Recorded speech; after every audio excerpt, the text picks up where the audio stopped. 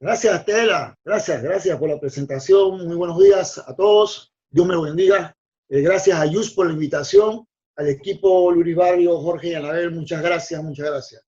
El tema que nos ha tocado en el día de hoy, un tema que por ser controversial vamos a tratar de tocar aspectos fundamentales. Le hemos denominado contrataciones públicas en tiempos de COVID-19, pero indistintamente de entrar a ese procedimiento especial de estado de emergencia, lo hemos dividido en aspectos generales las contrataciones públicas, ¿no? Toda vez que esta introducción será muy importante para posteriormente entender la contratación en tiempos de COVID y otras cosas que se han estado dando. La contratación pública en Panamá se encuentra regulada en el título 9 de Hacienda Pública, capítulo 1, ¿verdad?, de bienes y derechos del Estado, y en el artículo 266. Nosotros, a veces, cuando yo me refiero a compras del Estado, ¿no?, me estoy refiriendo a adquisición de bienes y servicios y ejecución de obras. Que para resumir y no estarlo mencionando tanto, puedo decir cuando el Estado compra o compra del Estado. Pero la Constitución va más allá. La Constitución también regula la venta de bienes del Estado. Entonces, eso es importante. En base a eso te dice, bueno, la regla general para que el Estado compre es la licitación pública y la excepción de la regla es lo que establezca la ley. Y muy importante porque la Constitución se va a referir a la necesidad de que en la ley se establezcan reglas que permitan la participación de todos en igualdad de condiciones, ¿verdad? Y que siempre se logre comprar lo mejor para el Estado. La norma constitucional se viene definiendo eso. Posteriormente, la norma legal es la ley 22 de 27 de junio del 2006, que derogó lo que en su momento era la ley 56 del 95. Y fue una ley de avanzada, tomó en cuenta ciencia que se había desarrollado y cómo hacer mejor, más eficiente las compras del Estado. Esta ley de contrataciones públicas ha tenido hasta la fecha 15 modificaciones. En 14 años ha sido modificada 15 veces. Y actualmente tenemos la modificación número 16, que por el proyecto de ley número 10, emitido por la Asamblea Nacional, que fue en el 19, que fue objetado por el presidente de la República, por el Ejecutivo, presidente de la República, y que ya la Asamblea hizo las correcciones pertinentes y las aprobó, y pensamos entonces que está nuevamente para ser ratificado por el presidente de la República. La mayoría de estas modificaciones han ido encaminadas a ver cómo se hace más eficiente la contratación pública y a ver cómo se puede minimizar los actos de corrupción dentro de las contrataciones públicas. Entonces la gran pregunta que cabe, ¿no? ¿Será que el problema de la corrupción en Panamá es por imperio de la ley, es porque la ley lo permite, es porque la ley no es lo suficientemente efectiva, o será por las personas? Entonces, en este momento, yo lo que voy a compartir con ustedes es una serie de normativas, mi opinión muy personal en alguna de ellas, y al final del camino yo espero que ustedes lleguen a sus propias conclusiones. Entonces, cuando hablamos del procedimiento que dice la norma constitucional, que las compras del Estado se deben hacer por licitación pública, ¿no? La ley 22 del 2006 estableció 6 procedimientos de selección de contratistas. La compra menor, definitivamente, que es con cuantías menores de $50,000, son procedimientos expeditos, pero que siempre y cuando se cumpla con los requisitos de lo que se desea comprar. Y en la reglamentación de la ley, en el artículo 80 del decreto ejecutivo 329 del 18, se establece cómo se va a comprar por este método. Tenemos la licitación pública, que son cuando son cuantías superiores a $50,000, pero que aquí lo determinante va a ser el precio siempre y cuando se cumpla con los requisitos obligatorios del pliego de cargo y con las especificaciones técnicas. Posteriormente tenemos entonces la licitación pública por mejor valor, que son cuando van a hacer cuantías superiores a los $100,000, y aquí ya lo que se hace es una ponderación y una metodología debidamente establecida en el pliego de cargo, donde se van a evaluar aspectos fundamentales como aspectos técnicos, financieros, administrativos y económicos, ¿verdad? Entonces aquí lo que se va a hacer, al final se le adjudica no al menor precio como en la licitación pública, sino al que obtenga el mayor puntaje. Posteriormente en la licitación pública por mejor valor con evaluación separada, ¿no? Que esto, igual que era por mejor valor, es por ponderaciones y metodologías debidamente establecidas en el pliego de cargo, pero aquí se van a presentar dos sobres, un sobre con las propuestas técnicas y un sobre con las propuestas económicas. Primero se evalúa la propuesta técnica y posteriormente entonces se evalúa la propuesta económica y el que saque el mayor puntaje. Estas son compras para cuantías superiores a los 100 millones de dólares y que sea una sola empresa.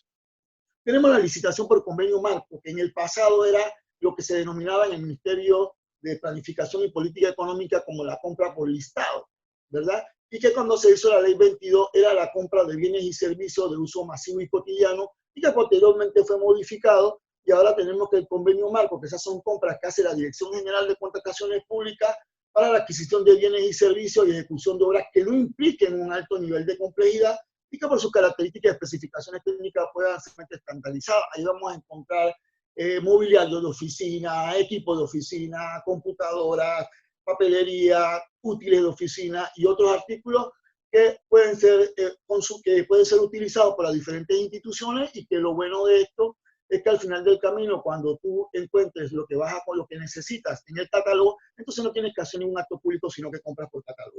Ahora se hace una modificación y se va a incluir la tienda virtual con la nueva ley de contrataciones públicas. Tenemos la licitación de subasta en reversa, que es un proceso de puja y repuja, cuando así lo establezca la Dirección General de Contrataciones Públicas, qué cosas se puede comprar por este procedimiento, y es quién le ofrece el mejor precio al Estado, o sea, quién da el menor precio, siempre y cuando no rebase el peso de referencia de la institución que compra. Y la subasta de bienes públicos, que es cuando el Estado quiere disponer de bienes, muebles o inmuebles de su propiedad. Definitivamente esto para mí ya deja de ser, para mí, en lo personal, no debería estar dentro del procedimiento de selección de contratistas porque este es un procedimiento de compra y venta del Estado, de bienes muebles e inmuebles que le pertenecen. Debe estar en la ley porque así lo contempla el artículo 266 de la Constitución Política, pero no dentro de selección de contratistas, sino dentro de un procedimiento de compra-venta del Estado. Pero no hay ningún problema, ¿no? Aquí quien hace este procedimiento es el Ministerio de Economía y Finanzas cuando son bienes del Estado o las instituciones cuando son bienes propios de la institución. Estos son los procedimientos de selección de contratistas a través de los cuales las instituciones del Estado deben hacer sus compras. Esta es la regla general. Esta es la forma como se deben hacer sus compras. Bien, antes de seguir adelante con los procedimientos excepcionales, es importante que nosotros veamos tres momentos fundamentales. Siempre hablamos de la etapa precontractual y la etapa contractual. Pero en la etapa contractual, ¿qué tenemos? El contrato, ¿sí? La confección del contrato, la firma del contrato, el refrendo del contrato, el cumplimiento e incumplimiento del contrato. La etapa contractual. La etapa precontractual es el procedimiento de selección de contratistas, porque a diferencia de las empresas privadas, el Estado no puede comprar con cualquiera. El Estado tiene, ese que va a contratar el Estado tiene que ser seleccionada a través de los procedimientos debidamente establecidos en la ley, porque esa es una manera de cuidar los fondos del Estado y garantizarle al Estado que compre lo mejor al mejor precio. ¿Ve? Entonces, definitivamente, antes de la etapa precontractual hay requisitos que también se deben cumplir. Por ejemplo, hay que confeccionar el pliego de cargo o los términos de referencia para poder entonces irme a la etapa precontractual que inicia con la convocatoria del acto público. No puedo ir a la convocatoria del acto público si no tengo un pliego de cargos confeccionado. Pero antes de la confección del pliego de cargo, tiene que existir la necesidad. Nosotros llamamos en una institución del Estado que la necesidad no es otra cosa que la unidad requirente, la unidad gestora, pide que le compre. ¿Qué quiero que me compre? Es equipo. ¿Qué quiero que me compre? Servicio. ¿Qué quiero que me compre? La ejecución de una obra, la remodelación de algo, la reparación de algo, ¿verdad? Eso tiene que haber una unidad gestora. Y eso se hace a través de una requisición en la que se solicita qué es lo que se necesita, se busca la firma de las autoridades competentes, por ejemplo, se busca si hay partida presupuestaria, si eso está aprobado para compra de esa unidad administrativa en la partida presupuestaria de la vigencia en este momento 2020, se busca también la autorización de las autoridades, de los directores, ¿no? Y una vez autorizada la requisición, entonces se inicia la confección del pliego de cargo, de los términos de referencia, y en virtud de la cuantía de lo que se quiere comprar, se determina si es por una compra menor o una contratación menor o es un procedimiento de selección de contratistas. Dicho esto, y es importante, ojo, fijémonos, pues cuando vamos al procedimiento especial, ¿no? Que dicen fulano está comprando, pero es que fulano tiene que comprar en base a una necesidad. Y no se diga por ahí de que, bueno, pero compraron y después no se necesitaba. No es que yo no puedo iniciar un procedimiento de compra si no se me genera una necesidad de hacer una compra a través de lo que llamamos requisición o algo similar. Entonces, cuando me dicen las modificaciones de las leyes es para combatir la corrupción, es para comprar más eficiente, yo digo, pero es que para mí la espina medular, lo activo, lo fundamental de una contratación pública es el pliego de cargo. Porque en el pliego de cargo nosotros determinamos qué quiere comprar el Estado. En el pliego de cargo nosotros determinamos si lo que el Estado va a cumplir es de altos estándares de calidad, va a tener una buena garantía, va a ser un buen producto, porque nosotros definimos lo que queremos comprar. Eso es como la ama de casa cuando va al supermercado. Revisa muchos productos, pero en su mente ella tiene las características del producto que ella quiere comprar. Asimismo va a ser el Estado con su pliego de cargo, que es un requisito exigido de manera unilateral por la entidad contratante. O sea, que eso va a ser la entidad, ¿no?, en la que va a establecer cuál es el procedimiento al que se va a someter, tiene partida presupuestaria, los derechos y deberes de las partes, los términos y condiciones, ¿no?, la formalización del contrato y la ejecución del mismo. En términos generales, el pliego de cargo no es otra cosa que reglas objetivas, justas, claras y completas que permitan la mayor participación en igualdad de condiciones, recogiendo lo que dice el artículo 266 de la Constitución Política. Entonces, si yo tengo un buen pliego de cargo y yo he establecido bien qué es lo que yo quiero comprar, pues si yo compro, si yo le adjudico a alguna empresa, no importa por el procedimiento que sea, eso es lo que yo voy a comprar. Si mi pliego de cargo no es lo suficientemente bueno, las especificaciones técnicas no son lo suficientemente buenas, no es lo mismo decir yo quiero comprar 100 computadoras y no defino las características de la computadora, a decir yo necesito comprar 100 computadoras, pero para trabajar con un software que acabamos de adquirir y trabajar con ese software implica que las computadoras que yo voy a comprar tengan las siguientes características. ¿Y quién va a hacer las especificaciones técnicas? Los expertos en lo que yo quiero comprar. Ojo, pónganse ahí para cuando entremos a los diferentes problemas que ha pasado en el país y cuando vemos el procedimiento especial. El pliego de cargo va a tener 4 capítulos. Las condiciones generales, que eso lo establece la Dirección General de Contrataciones Públicas y es igual para todas las instituciones que quieren comprar. Las especificaciones técnicas, que vuelvo y repito, lo hace la unidad que requiere la compra, que define las especificaciones, ¿verdad? O busca quien defina las especificaciones dentro de la institución, o contrata a una empresa, si es que yo no tengo dentro de mi institución a alguien que me pueda definir las condiciones, las especificaciones técnicas de lo que tengo que comprar. Puede ser que yo haga una consultoría primero para que me defina ese rubro, las condiciones especiales y los formularios. Esto es importante de los formularios para que no se rechace una prueba, para que se descalifique una empresa, simplemente porque en el formulario que tenía que llenar, en la carta que tenía que presentar, no cumplió con los requisitos. Entonces ya te dice, mira, estos son los formularios que tú tienes que utilizar para las diferentes presentaciones que tienes que usar. Entonces la calidad de la compra siempre va a estar en función del pliego de cargo. ¿Y quiénes hacen los pliegos de cargo? Los seres humanos, los simples mortales, ¿no? La gente que trabaja en compra, la gente, los expertos que son los que me van a decir lo que necesitan, y que definitivamente esto implica un estudio del mercado, de lo que se quiere comprar, para ver qué es lo que hay en el mercado y en base a eso solicitar lo que yo quiero comprar y ver los precios para establecer el precio de referencia. Definitivamente que también tenemos, antes de entrar en la etapa precontractual, lo que son los avalúos, si de pronto se va a comprar por subasta pública en reversa o se va a vender por subasta pública. Y también tenemos entonces la precalificación cuando sean compras, sobre todo en ejecución de obras que son de cuantías muy altas y que son técnicamente muy complicadas. Entonces el Consejo de Gabinete puede determinar que para esa compra se va a hacer una precalificación primero, se pondrán algunos parámetros que van a ser medidos, quizás los aspectos técnicos, los aspectos financieros, y entonces los que tengan arriba de la puntuación mínima pasarán entonces a ser proponentes en el acto de selección de contratos. De ahí pasamos entonces a la etapa precontractual.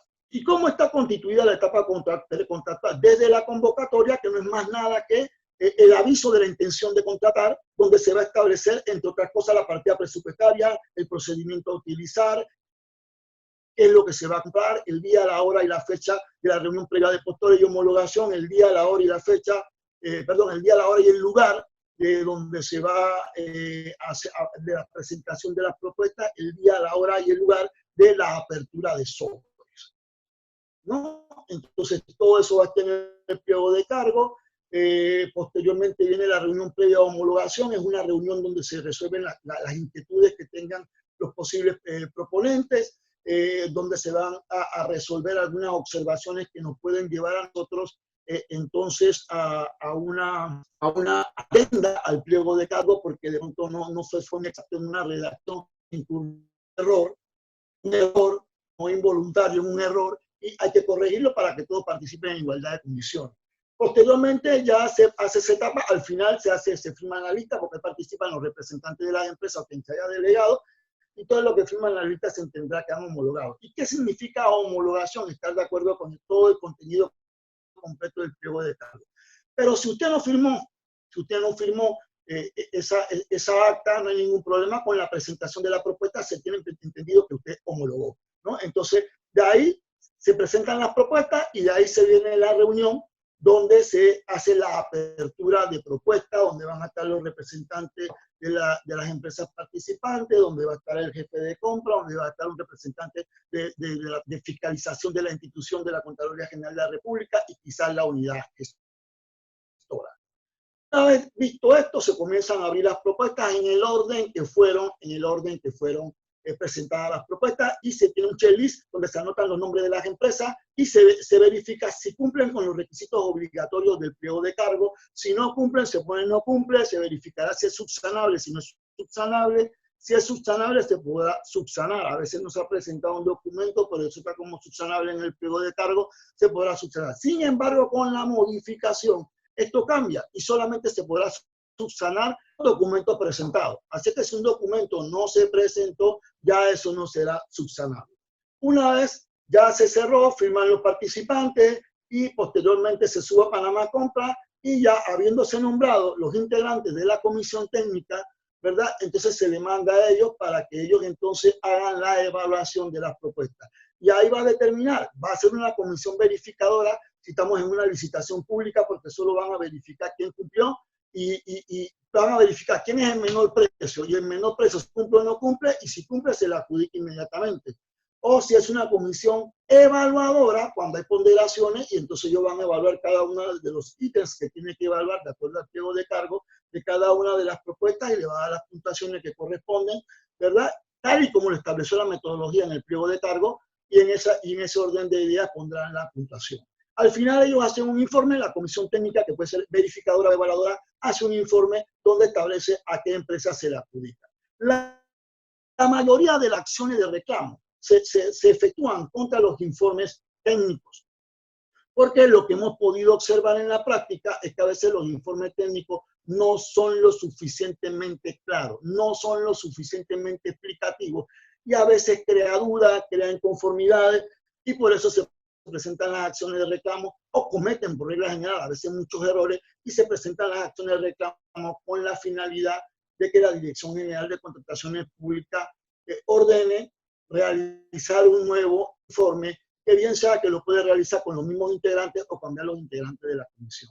Sin embargo, lo otro interesante y muy puntual es que la etapa precontractual, los actos de la etapa precontractual son separables de la etapa contractual. ¿Qué significa esto? Y es muy importante, ¿verdad? Y sobre eso en su momento Dromi también habló, que yo no necesito, si yo quiero impugnar algo que se hizo en la etapa precontractual, esperar que se adjudique para presentar una impugnación. No. Si en la etapa precontractual se dio alguna que me lesione derechos subjetivos o que no esté de acuerdo con eso, entonces yo puedo promover la acción de reclamo ante la Dirección General de Contrataciones Públicas. Claro, ¿hasta dónde llega la acción de reclamo? Hasta el informe técnico de la comisión, ¿ya? Porque una vez se adjudica, ya deja de ser competencia de la Dirección General de Contrataciones Públicas y pasa a ser competencia entonces del Tribunal Administrativo de Contrataciones Públicas. Y posteriormente pasan los 5 días que está el informe allí para cualquier observación o cualquier acción de reclamo que quiera presentar. Entonces, una vez se publica la adjudicación, se procede entonces a la confección de la orden de compra o el contrato, depende de la cuantía. Si la cuantía es de $250.000 para abajo, es una orden de compra. Si es mayor de $250.000, es un contrato. Y se comienza la confección, se firma, pongamos que es un contrato, se firma el contrato por las partes, se manda al refrendo de la Contraloría con todos los pagisalvos correspondientes. Y entonces, una vez refrenda la Contraloría General de la República, se da la orden de proceder para que se inicie la compra. ¿Ya? Así que eso es importante, eso es el procedimiento, ¿no? Entonces, es interesante para ver en qué momento podemos presentar. Claro que la acción de reclamo ha presentado problemas. Tenemos el caso de la Facultad de Medicina de la Universidad Nacional, que fueron como 1 año y medio, 2 años, de puras acciones de reclamo, porque no había una limitación. Se presentaba un informe técnico, se presentaba una acción de reclamo, se ordenaba hacer otro informe técnico, y después se presentaba una acción de reclamo contra el segundo informe técnico, se generaba otro informe técnico y se presentaba, y nunca paraba.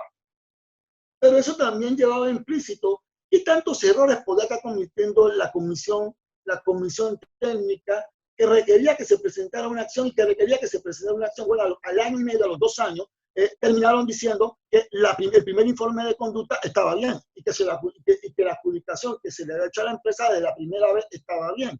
Sin embargo, ya vino el cambio de gobierno, ya no se hizo ninguna compra y se quedó la Facultad de Medicina de la Universidad de Panamá sin facultad, lo que limita incluso que se certifique la Facultad de Medicina y que nuestros profesionales puedan ir entonces a hacer sus prácticas a universidades o a centros hospitalarios de Estados Unidos y Norteamérica. Fíjense todas las consecuencias cuando no se tiene parámetros, ¿no? Entonces yo sé que hay una opinión de que, bueno, tenemos que de una manera u otra censurar o limitar las acciones de reclamo. Me parece bien, igual que lo que son el recurso de impugnación ante el Tribunal Administrativo de Contrataciones Públicas, que hay que presentar una fianza de impugnación para poder presentar recurso de impugnación contra una adjudicación o contra una declaración de deserción, entre otras cosas, pero esa fianza de impugnación equivale al 10% si es adquisición de bienes y servicios del monto propuesto, o equivale al 15%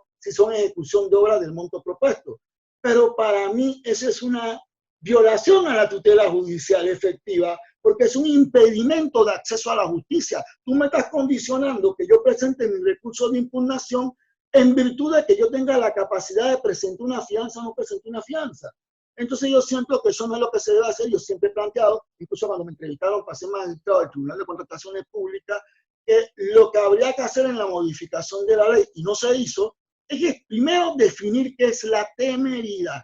¿Cuándo se considera que un recurso es temerario? Definir cuáles son las posibles afectaciones o perjuicios que se le pueda causar al Estado, ¿no? Y después entonces decir, ok, si tú caes en esa temeridad, si tú caes en esos perjuicios que se le puede ocasionar al Estado, que cada vez que uno mete un recurso o una acción causa un perjuicio al Estado, porque el Estado cuando va a comprar es porque tiene la necesidad de comprar, y si tú metes una acción o metes un recurso se demora un poco más, entonces sí hay un perjuicio, pero definitivamente yo estoy en mi derecho, en lo que es mi acción recursiva de poder cambiar el acto administrativo porque es errado, es equivocado el análisis que se hizo no conde, ¿no? Entonces yo estoy limitado a que encima de que ya me afecté cuando no me adjudicaste, ya me afecté que no me adjudicaste, encima yo tengo que presentar una fianza de recursos de impugnación y después queda al libre albedrío, ¿verdad?, de que tú me ejecutes la fianza o no me ejecutes la fianza.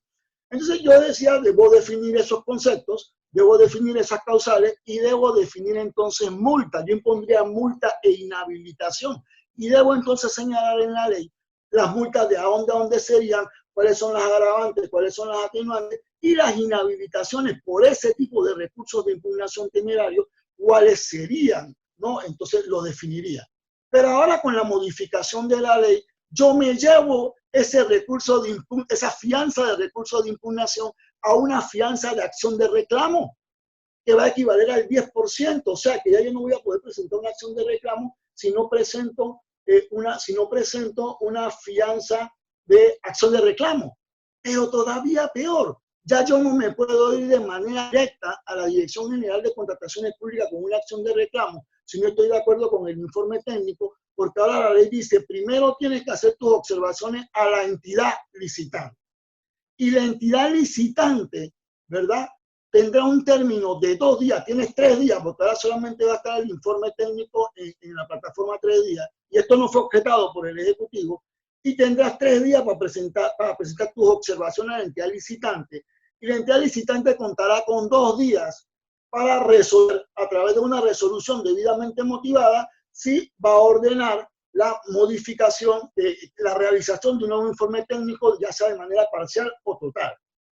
Pero que si en estos 2 días ella no resuelve, se tiene por confirmada la resolución de adjudicación y se le manda la comunicación a la Dirección General de Contrataciones Públicas para que levante la suspensión del acto, ya que ella infirme la adjudicación y se realiza.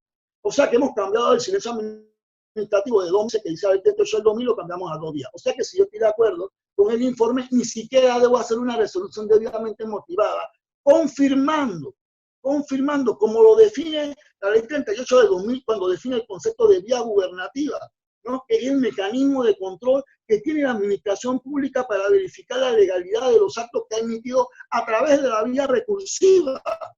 Entonces no me vas a contestar por qué tú consideras que lo que se hizo es correcto y todo lo que yo te puse en mi acción de reclamo, en mis observaciones, no procede, ¿no? Entonces, solamente yo me podía una acción de reclamo, queridos participantes, cuando la institución ha ordenado un nuevo informe técnico producto de las observaciones que se hizo, y en ese nuevo informe técnico persisten las inconsistencias, y entonces en ese momento y solo entonces se puede promover una acción de reclamo y presentando una fianza de acción de reclamo, que yo recomendaría lo mismo que recomiendo para la fianza de impugnación, para la fianza de acción de reclamo, que no voy a poner el cortapisa de una fianza, sino que al final, si la acción de reclamo fue temeraria o le causó una lesión al Estado, entonces yo pongo una multa y hago una inhabilitación. Y esto es interesante. Si nosotros vemos hoy en día, los magistrados del Tribunal de Contrataciones Públicas, uno puede decir en buen panameño, han sido buena gente.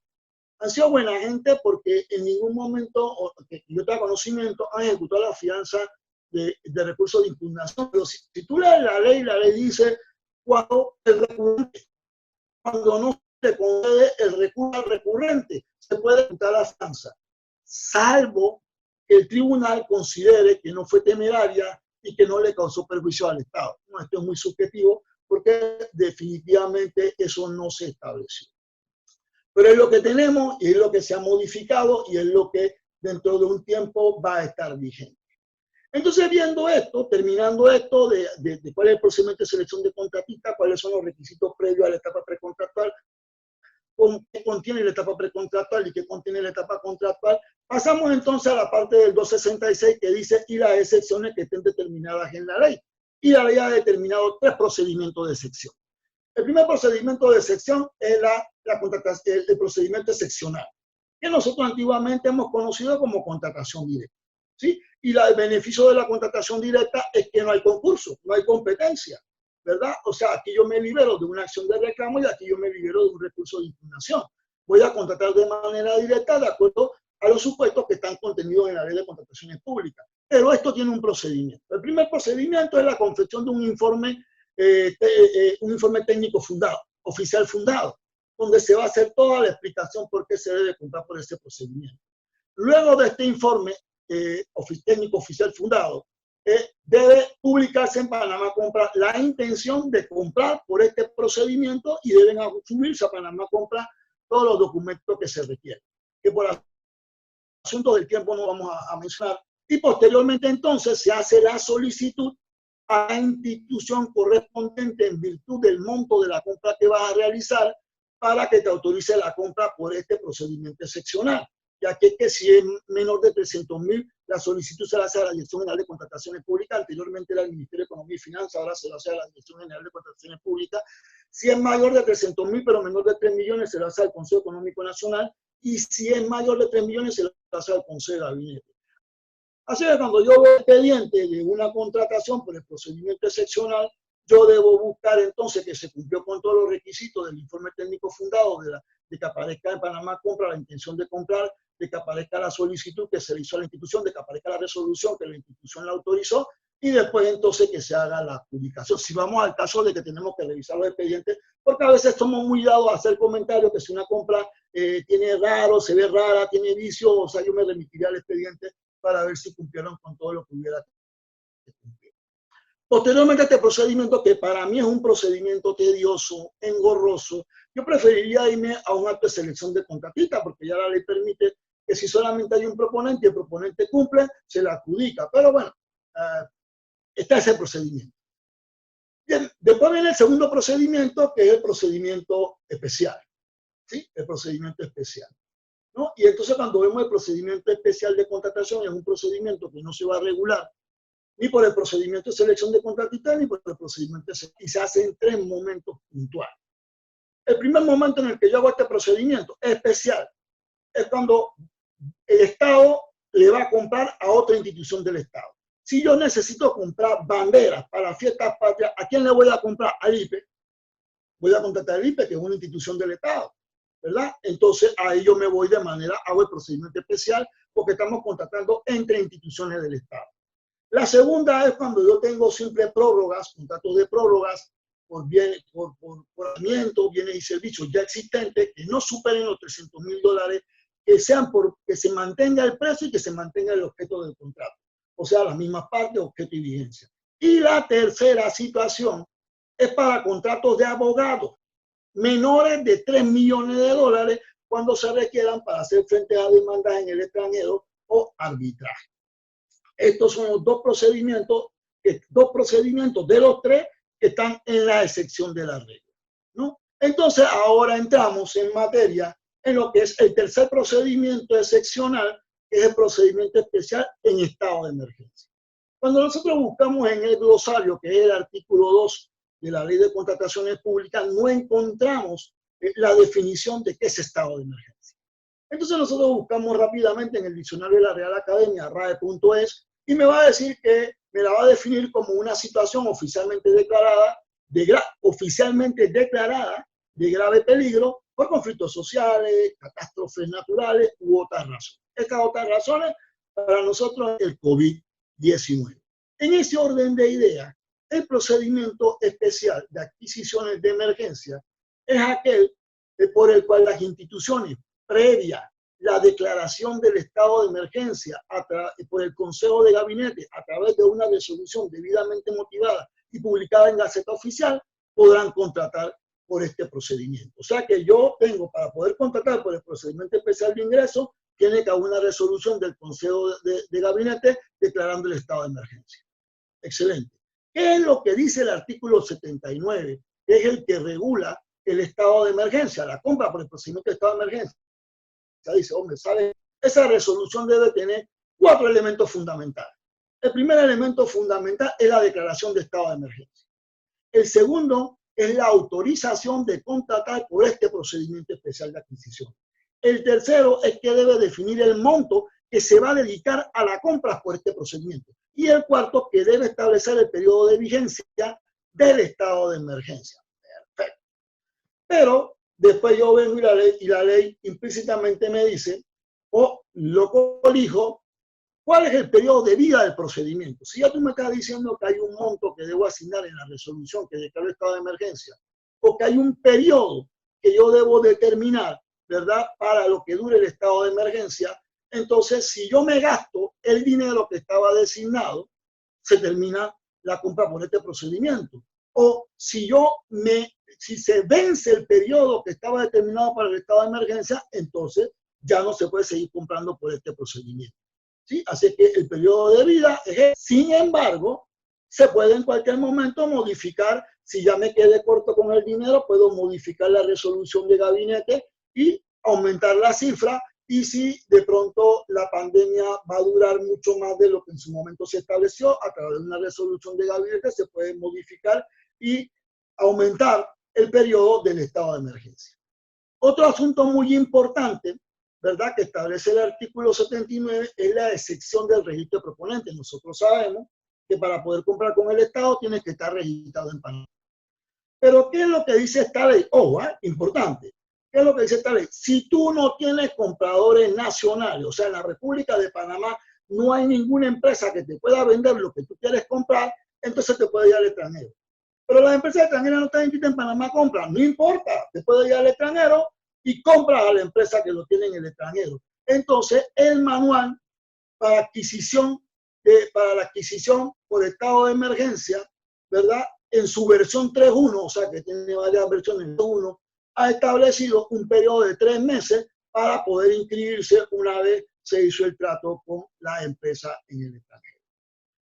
Otro asunto muy importante que la gente especula mucho en este procedimiento especial de estado de emergencia es la presentación del informe. Fíjate que la ley, y eso no fue modificado, se mantiene igual, que la ley señala que las instituciones que compren bienes, servicios o ejecución de obras, ¿verdad? Por el procedimiento de estado de emergencia, una vez termine la duración del periodo de estado de emergencia, entonces presentarán un informe al Consejo de Gabinete de todas las compras que hicieron. Y después de presentado el informe, dentro de un término de 5 días hábiles, tendrán para subir todas las compras que han hecho Panamá Compra. O sea que si el periodo de estado de emergencia todavía no ha pasado, todavía las empresas que han comprado por este procedimiento no tienen la obligación de presentar un informe al Consejo de Gabinete y mucho menos todavía tienen la obligación de subirlo a Panamá Compra, ¿verdad? Sin embargo, hay excepciones a la regla y hay excepciones a la regla en la medida de que cómo transparentamos esto, ¿no? Entonces, cuando vemos el manual, y el manual lo que ha hecho es que, bueno, pues vamos a definir, vamos a desarrollar un poquito los pasos que se deben seguir para comprar por este procedimiento, entendiendo la ley, ¿verdad? Y de acuerdo al manual de procedimiento, en la versión 3.1, se establece que toda entidad que quiera comprar por este procedimiento deberá notificar al Ministerio de la Presidencia. Excelente. O sea, toda entidad que quiera comprar, o sea, toda entidad que tenga una necesidad de compra debe notificar al Ministerio de la Presidencia, claro, de mi requisición, de mi necesidad de compra. Llámese ministerio tal, llámese institución tal. Entonces yo mando al ministerio a notificar lo que yo deseo comprar por ese procedimiento. Pero como estamos en pandemia, como estamos en cuarentena, entonces dice, ok, eso tú lo puedes mandar vía electrónica al correo covid19@presidencia.gov.pa. Tu intención de contratar por este procedimiento especial y los detalles de la contratación, cuál es el objeto del contrato, cuáles son los entregables, la cantidad, los precios unitarios, las cotizaciones realizadas, plazos de entrega. Y cuando te hablo de cotizaciones realizadas es porque en el procedimiento de selección de contratista hablamos que cuando confeccionamos el pliego de cargo hay que hacer un estudio de mercado, porque el precio no puede salir abracadabra. O sea, el precio tiene que ser el resultado de un estudio de mercado que se hizo, cuáles son los precios de tal o cual equipo, para tener entonces, para poder definir esos precios. Así que, ok, le mandé la solicitud, si cumplo con todos los requisitos y lo primero que es que lo que yo voy a comprar, el objeto de la compra que yo voy a hacer tenga que ver con el proceso, tenga que ver con el COVID-19. Porque si al final del camino, por ahí alguien me decía que el Ministerio de Economía y Finanzas quería comprar laptop y le echaron para atrás, pero un momento. Si esa laptop que quiere comprar el Ministerio de Economía y Finanzas, primero defíneme por qué procedimiento la quería comprar. Si era por un procedimiento de elección de contratista, porque en ese momento los términos no estaban suspendidos. O si era por el procedimiento especial de emergencia. Y si era por el procedimiento especial de emergencia, dime cuál era la función de esa laptop.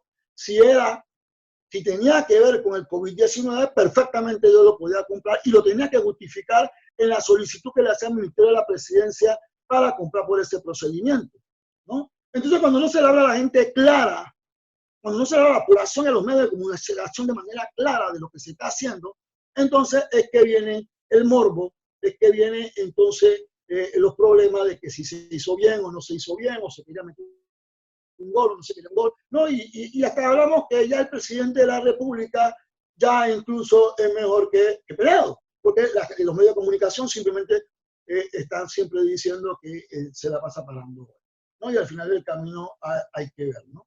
Entonces, una vez autorizada la compra, ok, sí, lo que vamos a comprar es objeto de eso, entonces se asigna, el Ministerio de la Presidencia asigna la partida correspondiente para la respectiva institución. Una vez asigna la partida, entonces la institución, primero que para iniciar la compra, verificar si lo que quiere comprar no está en el catálogo. Porque si está en el catálogo, tiene que comprar por el catálogo, ¿no? Pero vamos a pensar que no está en el catálogo. Entonces yo voy al paso que sigue, que es la solicitud de cotización. O si estando en el catálogo, yo no quiero comprar por catálogo, entonces yo tengo que hacer un informe debidamente fundado en el que yo justifique por qué lo que yo quería comprar estando en el catálogo, yo decidí no comprarlo por catálogo. Y eso debe ser anexado al expediente. Cuando yo hago las cotizaciones, el manual me dice por cualquier medio tecnológico u otro medio de comunicación. Me remonto a compras menores. Cuando los muchachos de compras menores quieren solicitar cotizaciones, ellos le escriben a la empresa, oye, mira que estoy necesitando esto, estas son las condiciones, estas son las características, estoy aceptando propuestas hasta tal fecha, tal hora. O los llaman por teléfono, hey, métete al correo tal y mira, y me manda, o mira, estoy necesitando esto y me manda la cotización. Pero yo iría más allá. ¿Qué es lo que plantea el morbo?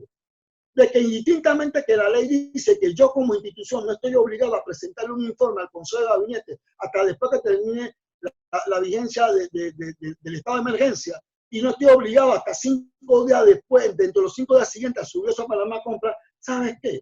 Como yo solicité a las empresas que yo tengo conocimiento que venden esos productos, que venden lo que yo quiero, bien o servicios que quiero comprar, pero yo no sé si existe alguna que yo no conozco, entonces yo utilizo cualquier medio tecnológico, la página Panamá Compra, para decir, el ministerio, peor en nada, está comprando tal cosa con estas características, entregable en tanto tiempo y se paga tanto tiempo después recibido conforme.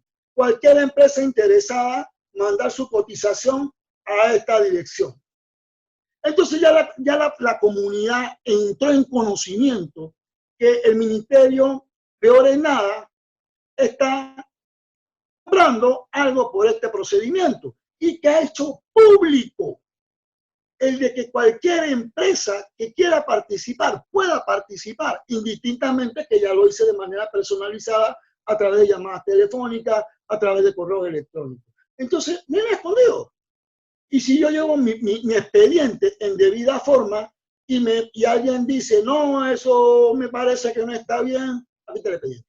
Y lo someto a la consideración de que quiera y no tenemos que esperar que pase el tiempo de estado de emergencia para presentar mi informe y no tengo que esperar subirlo a Panamá Compra, porque la quiero decir, pero si ya cuando lo vas a Panamá Compra, ya compraste, ya te pagaron, ya hiciste, ¿para qué yo quiero saber lo que tú hiciste? Entonces, esta es una forma salomónica como yo, así como se definió que se hagan la solicitud por cualquier medio tecnológico, y la página Panamá Compra es un medio tecnológico.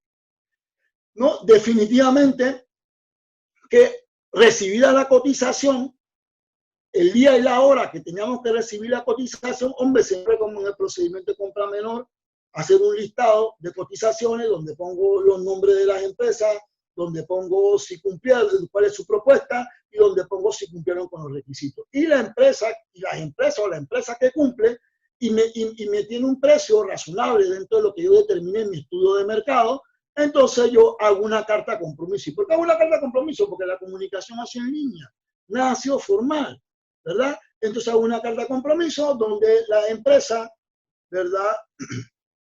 Donde la empresa de manera establece su intención expresa de la oferta y la voluntad de formalizarla a través de la orden de compra o del contrato de acuerdo a la cuantía.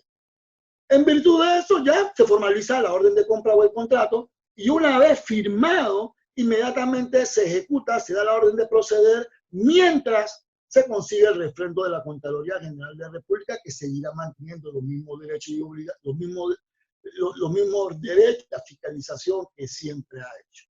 Una vez se recibe el producto, hicieron bien lo que yo quería comprar, y eso es lo que yo pedí, y me lo te entregaste en el término establecido, entonces yo te doy mi recibo conforme, y a partir del recibo conforme, hombre, te sometes al periodo que te establecí para poder pagarte, y una vez pasa el término o antes que se venza el término, te pago el valor de lo que me vendiste, entonces se termina el contrato de una forma normal, como debe ser.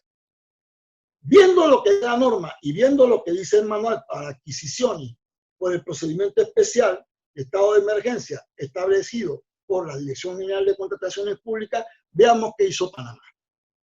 Panamá, a través de la resolución de gabinete 11 del 13 de mayo del 2013, ¿no?, resolvió lo siguiente.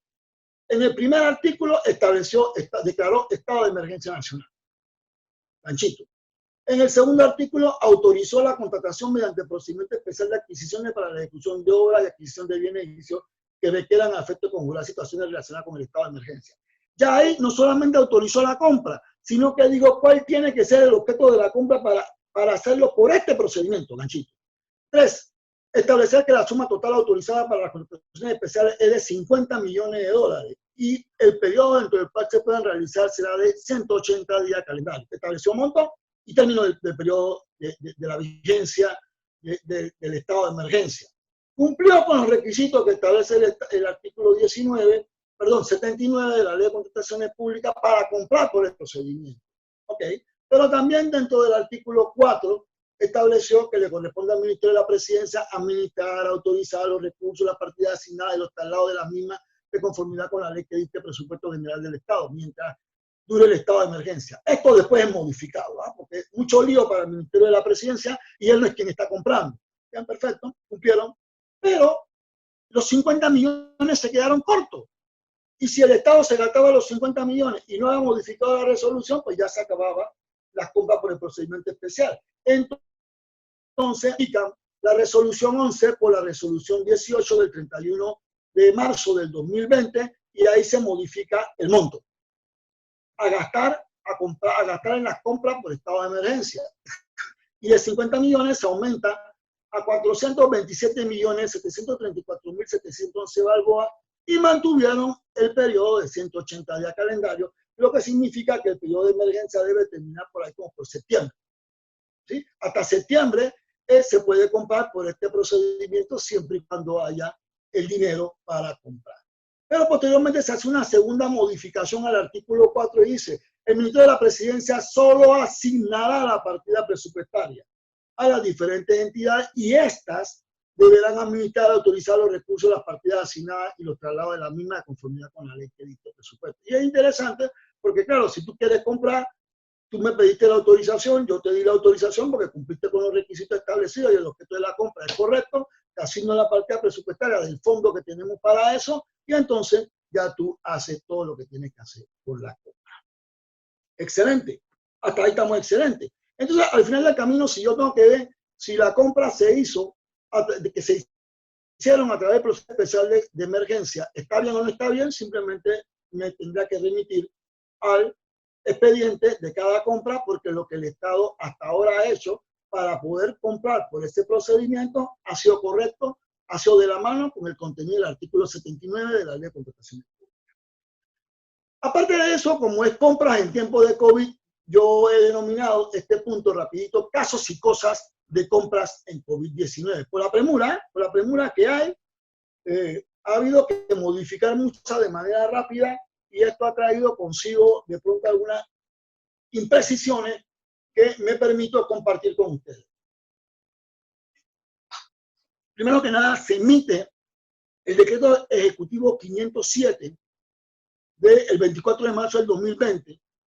Como recordarán ustedes, este decreto ejecutivo extendía el periodo de cuarentena a 24 horas en el territorio nacional durante todo el tiempo. O sea, todos estamos confinados a quedarnos en casa por el decreto ejecutivo 507. Este decreto está constituido por 11 artículos. Así que el primer artículo, lo que se decía era toque de queda en el territorio nacional durante 24 horas, por lo que dure el estado de emergencia. Así que por ahora hasta septiembre. Sin embargo, en su artículo 2 regulaba, ¿verdad?, las excepciones a estar en cuarentena las 24 horas del día, ¿no? Establecía las excepciones. Y dentro de las excepciones, en este artículo 2, estaban instituciones, personas, actividades, ¿no? Actividades, perdón.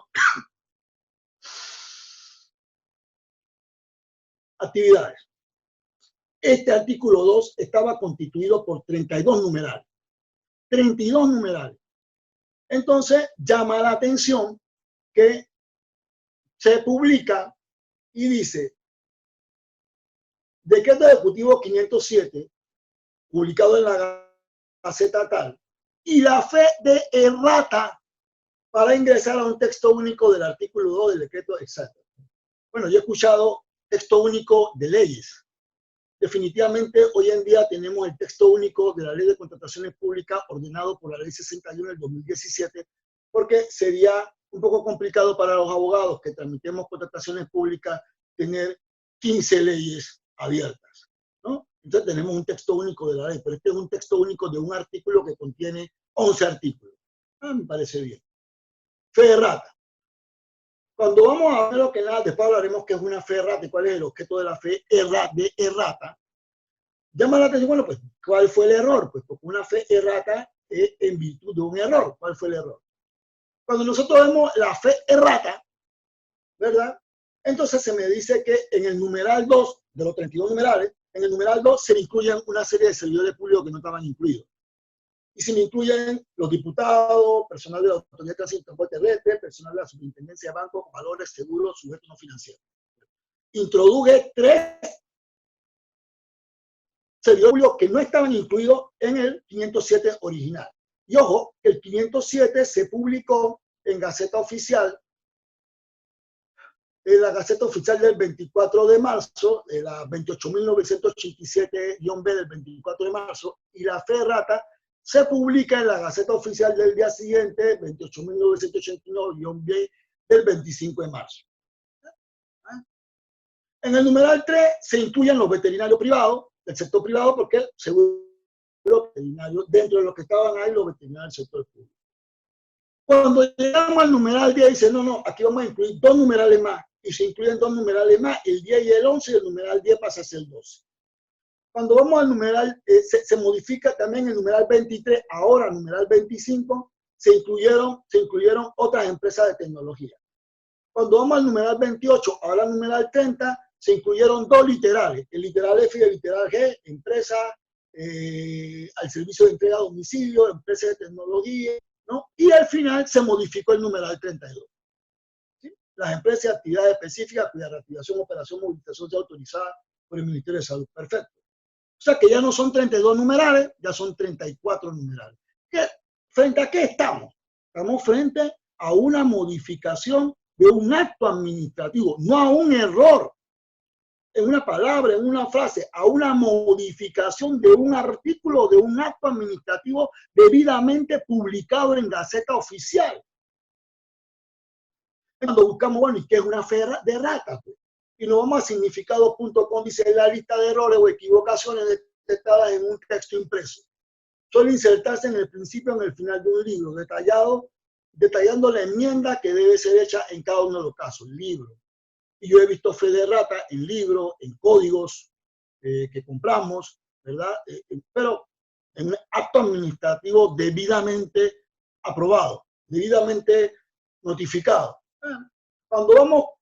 Cuando se la fe de rata, significados.com me dice se utiliza para simplemente corregir errores que han pasado inadvertidos bajo el ojo del corrector o del editor.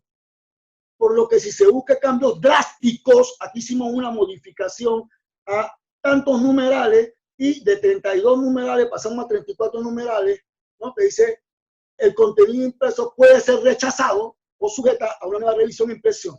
¿Ya? O sea, por el concepto, el objeto del contenido de la fe de rata, además, que no estamos a una redacción de un libro, un código, cualquier documento parecido, sino de un acto público. Cuando nosotros nos remitimos al artículo 46 de la ley 38 del 2000, un poquito más, un poquito menos, te dice que los actos administrativos se presumen legales. Y el administrativo se perfecciona con la notificación. Al decreto 507, decreto ejecutivo 507, es un acto administrativo de carácter general, su notificación se hace por la publicación en Gaceta Oficial. Y si ya yo publiqué en Gaceta Oficial, entonces se perfeccionó, se presume legal y tiene validez y eficacia. ¿Qué significa la validez? Que se cumplió con todos los requisitos para su aprobación y la eficacia que surte todos los efectos que ordena ese acto administrativo. Entonces ahora me dice a mí que como se presumen legales, ellos solamente serán suspendidos, dice el artículo 46 de la ley 38 del 2000, por autoridad competente. Y ahora la autoridad competente pasa a ser, ¿quién? El que determina una fe de rata. Y entonces ahora tú me estás diciendo que una fe de rata es una forma de modificar un acto administrativo. Por Dios. Aquí lo que cabía era, hombre, se nos quedó este poco de gente, este poco de empresa, que en su momento que se emitió el decreto 507 no se habían tomado en cuenta, pero que bueno, ya cuando lo publicamos, estaba firmado, lo publicamos, nos llegó esto, bueno, a una modificación del decreto ejecutivo 507 e incluye todo lo que tienes que incluir. Pero la fe de rata, en verdad, no me parece que es la forma y no es la primera vez que se está dando.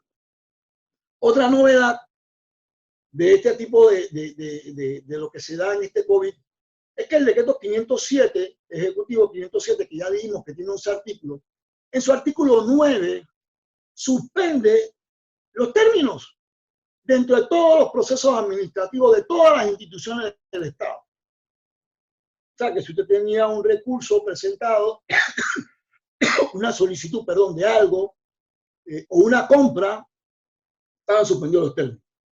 Pero ¿qué sucede? Y entendamos, ¿cuál es la función del Ministerio de Salud en virtud del artículo 109 de la Constitución Política? El Estado tiene la responsabilidad de llevar la salud a la población dentro de su territorio. Entonces, no solamente la única enfermedad que existe en Panamá es el coronavirus, COVID-19, ¿no? En Panamá también existe la gente que tiene presión alta, que sufre el corazón, que tiene problemas con los riñones, el sinnúmero de enfermedades. Y todas deben ser atendidas por el sector de salud. Entonces, si yo, el objeto de mis compras por el procedimiento especial solo puede ser lo que tenga que ver con la pandemia, entonces si yo tengo que comprar medicamentos para VIH, medicamentos para la presión, equipo de retos para los aparatos de hemodiálisis, o tengo que comprar reactivos, o tengo que comprar lo que tenga que comprar, que no tiene nada que ver con la pandemia, entonces yo debo poder hacerlo por un procedimiento de selección de contratistas o por el procedimiento de excepción. Pero como tengo los términos suspendidos, no puedo. Entonces el Ministerio de Salud, el Ejecutivo, sabiamente dijo, oye, ok. Tenemos que modificar el artículo 9 del Decreto Ejecutivo 507, poder que el Ministerio de Salud compre, porque esa es su razón de ser, la salud de la población. Y en ese orden de ideas se modifica el artículo 9 y se agrega una excepción. ¿Sí? O sea, se modifica el artículo 9 y se agrega una excepción.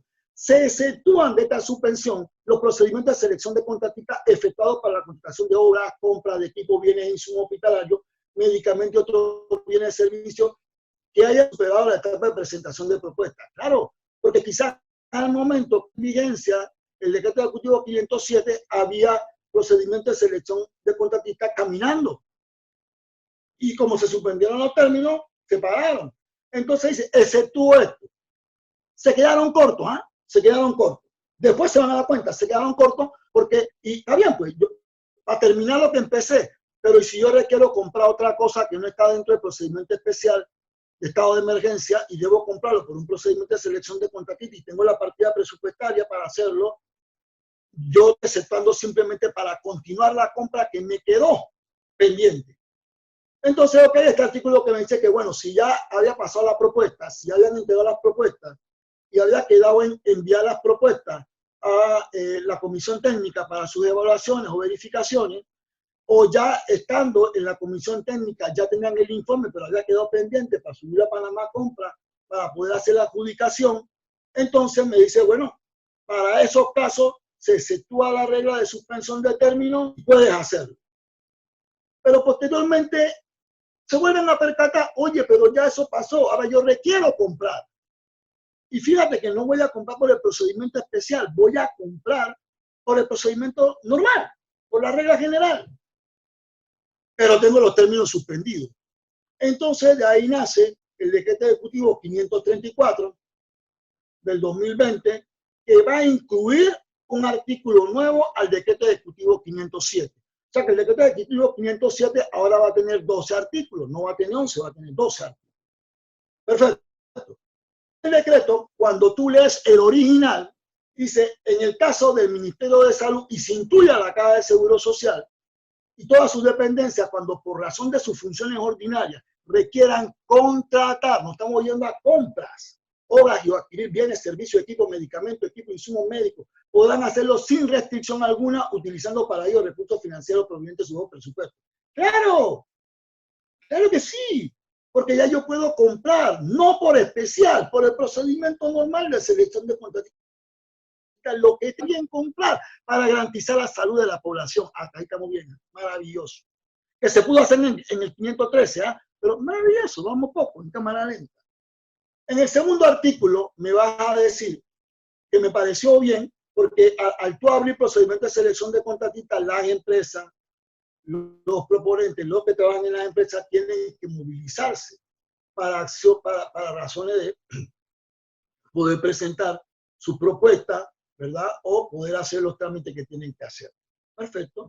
Entonces tú me estás diciendo en el segundo párrafo, perfecto, que le corresponde al MINSA hacer ese levantamiento, en virtud del numeral 32 del artículo 2 del decreto ejecutivo 507, con la fe de errata. Entonces cuando vemos el numeral 32, oh por Dios, yo dije que de 32 pasamos a 34. Entonces el numeral realmente que le permite al Ministerio de Salud hacer eso, en este caso, es el 34, no el 32, pero el decreto 534 dice en virtud del numeral 32. De este decreto, pero si el decreto 534 no estableció, no contiene el artículo 2 y no está modificando el artículo 2 del decreto ejecutivo 507. Entonces son imprecisiones que si tú me preguntas a mí cómo lo hubieras redactado, yo hubiera dicho, bueno, en atención a lo dispuesto en el artículo 2, numeral 34 del decreto ejecutivo número 507, con sus modificaciones, o modificado por el decreto ejecutivo 513 del 27 de marzo del 2020 y el decreto ejecutivo 534 del 16 de abril del 2020. Esa debía haber sido la corrección. Pero fíjate, queridos participantes, cómo la fe de errata enreda a los mismos abogados del Estado. Porque si yo me voy al 507, definitivamente yo veo que eso está en el numeral 32. Pero con la fe de errata que se publicó al día siguiente, eso pasó a ser el numeral 34. Por Dios. Bien, pero este artículo que ya hemos comentado aquí, y el tercer párrafo me va a decir algo que me dejó sí un poco sorprendido, porque me decía, asimismo, cuando los proponentes de un acto puedan cumplir con la presentación de algunos requisitos, ¿ok? Estos deberán someterse al manual de procedimiento especial que ha dictado la Dirección General. No, señor. No, señor. Si tú estás comprando por procedimiento de selección, precisamente porque no calificas para comprar por el procedimiento especial. Entonces tú no me digas que si los proponentes no pueden cumplir con algunos requisitos, simplemente de acuerdo a la establección del procedimiento especial, si no puede cumplir con los requisitos, pues no cumplió y no se la adjudica. Entonces, esa norma estaba rarísima, rarísima. Pero posteriormente vengo rápidamente y se dice, entonces se emite una otra fe errata. Decreto Ejecutivo 534, 16 de abril del 2020, publicado en la Gaceta Oficial, ojo, 29.004, 16 de abril del 2020, y la fe de errata para corregir error involuntario en la publicación del Decreto Ejecutivo 534 en su artículo 1, publicado en la Gaceta Oficial 29.004, raya A, de 16 de abril del 2020. Entonces, la primera observación que yo quiero hacer, estimado participante, abogado del Estado, si están aquí, que dice el diccionario de la Real Academia, entre los conceptos que tiene, un error es un concepto equivocado o un juicio falso. Un error es eso. Admitir que existe el concepto error involuntario es admitir que existe el concepto error voluntario. ¿Y cómo le llamarían ustedes a que yo me equivoqué de maldad? Ese error yo lo hice de maldad. Eso no es error. Así que el error involuntario, estimados participantes, no existe. Existe el error. Entonces revisemos rápidamente, bueno, pues puede ser que se equivocó en una palabrita, en una letra, y bueno, aplicando lo que ya vimos que se aplica en los libros, revistas, códigos, se le aplicó acá, bien, pero fíjate que el acto administrativo ya está en firme, ya de firme, como explicamos hace un momento con el artículo 46 de la ley 38 del 2000. Entonces cuando vemos la lectura, ya vimos la lectura del primer párrafo del artículo y vemos la lectura del segundo párrafo, yo los invito para que lo busquen y lo comparen. Dice, exceptuada de la suspensión de términos administrativos del de Salud de la Caja Social y toda la deuda que tengan como propósito el funcionamiento del sistema de salud. Y de una vez viene el signo de interrogación. Se exceptúan todos los términos. Yo estoy reconsiderando una destitución, yo estoy reconsiderando una sanción, yo tengo una reconsideración de una licencia que pedí, yo solicito un permiso, un registro sanitario y estoy recurriendo, se suspendieron todos los términos, significa que me está corriendo término y yo tengo que verificar si se produce el silencio negativo para pedir la certificación y una sala tercera. Y definitivamente, como el Ministerio de Salud, la Caja de Seguro Social, frente a los problemas que tiene, va a estar ahora por estar resolviendo esos recursos. Pero es que esa redacción no me está hablando como me hablaba la primera redacción, que era para comprar. Esta redacción me está diciendo que para que funcione la institución quede en shock. Y eso es una modificación nueva, eso no es un error. ¿Eh? El segundo párrafo pasa a ser el tercer párrafo de la fe de rata. Wow. Con los comentarios que ya hicimos.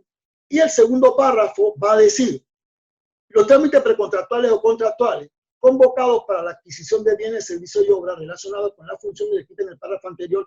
Y bueno, me asiste la duda. Ok, entonces el párrafo anterior me dice que esos términos que estaban suspendidos se han levantado solamente para los trámites precontractuales o contractuales, que no tienen nada que ver con los recursos que yo tengo administrativos que tengo por otras razones. Porque es que la norma, después que estaba bien, ahora quedó bien enredada, ¿no? Y se podrá ajustar de manera temporal a las exigencias formales de la participación en relación al manual de procedimiento. Si yo me estoy apoyando al procedimiento de selección de contratistas que está en la ley y que está desarrollado en los decretos ejecutivos 40 y 329 del 2018, yo no puedo inventarme un procedimiento nuevo.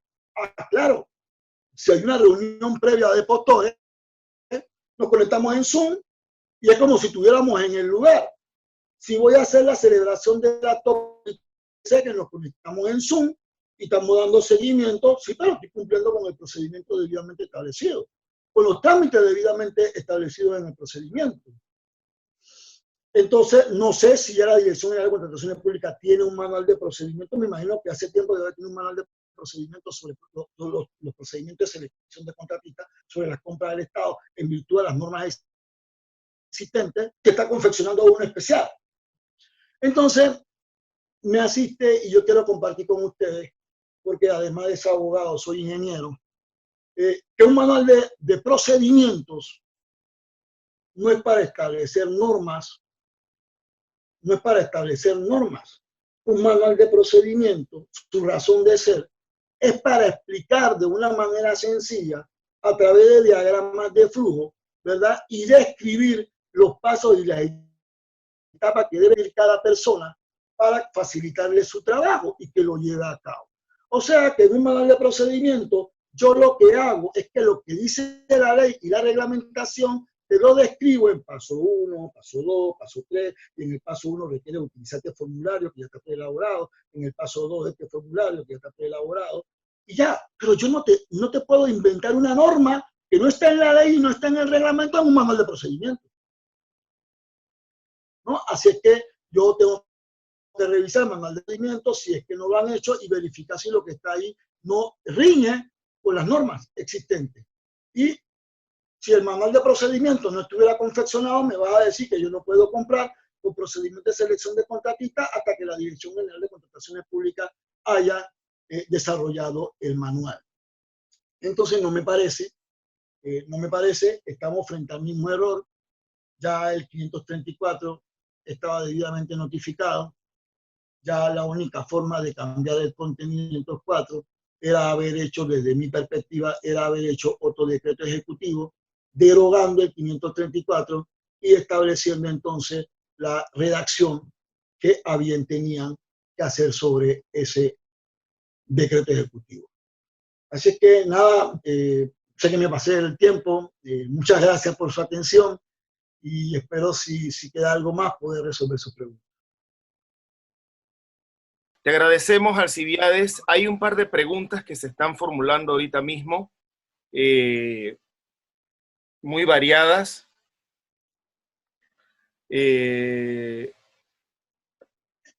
Por ejemplo, Madeleine Franco nos pregunta, ¿cuál sería tu opinión o cuál sería la opción, pone aquí, sobre las contrataciones que se están haciendo en este momento de pandemia? En las redes sociales ha sido muy criticado por varios sectores. Y lo que te digo, ¿no?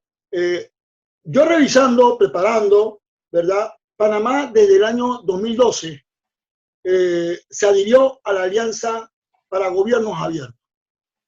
Y las alianzas para gobiernos abiertos tienen tres fundamentales, tres pilares, que es la transparencia, que es hacerlo todo en debida forma y que la gente esté enterada de todo lo que el Estado hace, porque el Estado simplemente es un administrador de los recursos del Estado, que es de todos nosotros.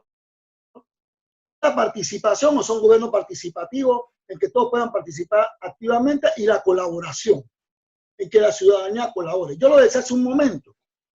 El artículo 79 quizás es un poco el culpable del morbo, porque yo hago mi compra sin la necesidad de decirle a la comunidad que estoy comprando, ¿verdad? Y no es hasta después que termina el periodo, hasta septiembre, que yo estoy obligado a presentar mi informe de compra al Ejecutivo. Después de eso tengo 5 días para subir a Panamá Compra.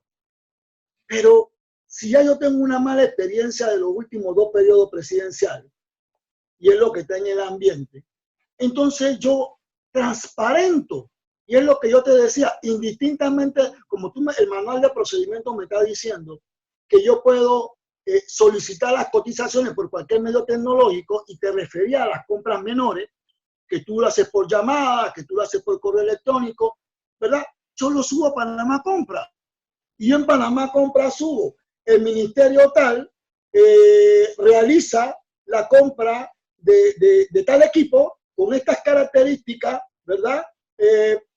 Para que se ponga en el país en tal tiempo, y se paga en tal tiempo, y solicito a los que estén interesados me manden sus cotizaciones hasta tal fecha, tal hora, a la dirección. Entonces ya en ese lado, ya yo le digo a la población qué cosa estoy comprando por el procedimiento especial de emergencia.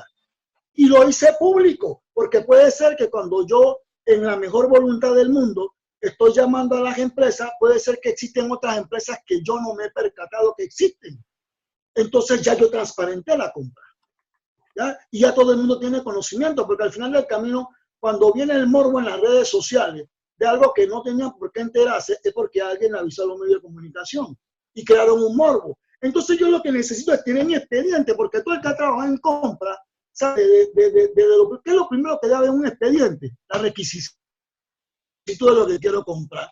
Entonces, si hay algún problema, hombre, yo tengo mi expediente, aquí está, ANTAI, Procurador de la Nación, Procurador de la Administración, Transparencia Internacional Panamá, aquí está el expediente, pueden venir y revisarlo para que vean cómo estamos llevando la cosa, ¿no? Y eso da credibilidad. No me lo exige la ley, pero da credibilidad y no hace daño, y lo estoy haciendo bien.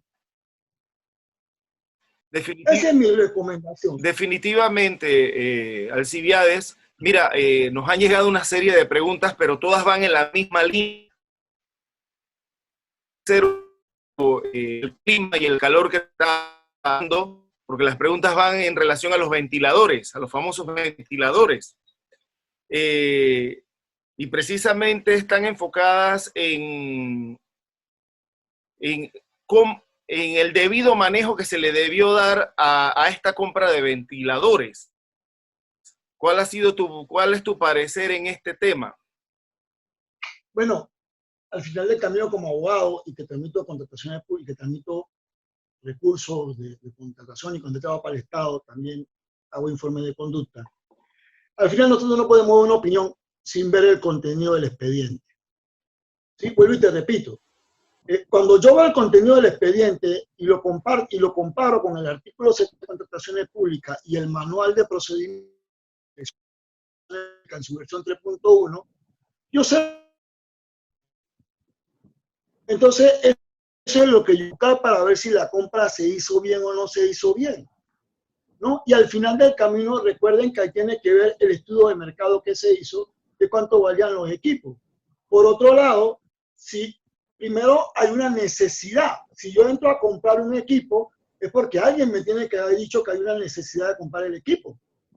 Entonces, si hay una necesidad de comprar el equipo, entonces ese que me pidió la compra del equipo es que me tiene que diseñar las especificaciones técnicas del equipo que se requiere comprar, ¿ya? Porque si yo trabajo en compra, yo no tengo la más remota idea de cuáles son las especificaciones técnicas de lo que yo tengo que comprar. Yo tengo que tener, en base a la requisición, en base a los términos de referencia o el pliego que se haga, entonces yo tengo que ver qué es lo que voy a pedir, ¿no? Así que al final del camino, mi consejo es que, mi opinión es que hay que transparentar, ¿no? Y que los expedientes puedan ser públicos. Si hay algún inconveniente, de que los expedientes sean públicos.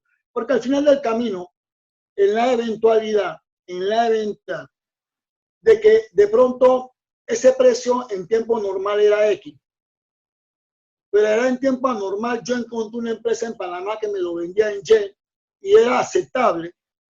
Pero posteriormente la empresa me dice a mí, sabes que no te puedo cumplir porque mi proveedor me ha dicho que no tiene y no te lo voy a poder poner en el tiempo que tú tienes. Me quedé sin propuesta. Y si me lo están, si que me lo está pidiendo porque hay una necesidad de que nos preparemos por si rebasamos la capacidad que tienen los hospitales para atender por cuidados intensivos, ¿no? Entonces yo encuentro otra propuesta que ahora es Z, pero que me parece, entonces yo lo que tengo que hacer es reunirme con la unidad requirente, con quien me ha pedido la compra y decirle, ¿qué hacemos? ¿Compramos o no compramos? Porque al final del camino lo que tenemos que tener claro, y no estoy, o sea, vuelvo y repito, es una opinión personal, no estoy diciendo que se hizo bien o se hizo mal, pero al final del camino ponte que lleguemos a la conclusión y todos los pares participaron y llegamos a la conclusión que hay que comprarlo en ese precio para no estar en lo que tuvo España e Italia de determinar quién vive y quién muere, ¿no? Porque al final del camino, si es un familiar mío, de pronto yo me puse a la compra, pero es un familiar mío que le toca morir porque se saturaron, ¿verdad?, las capacidades que tenía Panamá y recordemos que la población panameña no es una población disciplinada. Veamos nada más los medios de comunicación ayer de que se repartió el dinero a través de la cédula y cómo las damas más ordenadas que los caballeros abarrotaron los supermercados. Yo no sé si dentro de 2 semanas tendremos un pico, ¿no? Entonces, tocaría ver, yo te digo, yo vería, me gustaría ver el expediente y en base a lo que yo vea en el expediente, yo te puedo decir si la compra se hizo bien o se hizo mal. Pero para los que quieran comprar, para los abogados del Estado, transparenten la compra. Y si por alguna situación, y si tú la transparentas solicitando en Panamá compra, cotización a las empresas que tengan a bien participar, ya no va a haber morbo. Ya tú dijiste que estás comprando por ese procedimiento y ya lo estás haciendo público. Pero si alguien de pronto dice, no, que yo tengo información, aquí está el expediente, ven y velo. Si estoy comprando recursos para el Estado y no son de seguridad pública, ¿verdad? Que no tiene que ser información confidencial, ¿no? Así que venga a ver el expediente. Yo invito a todo aquel que quiera ver el expediente, que venga a ver el expediente, pero que después que vea el expediente publique en los medios de comunicación lo que dio en el expediente.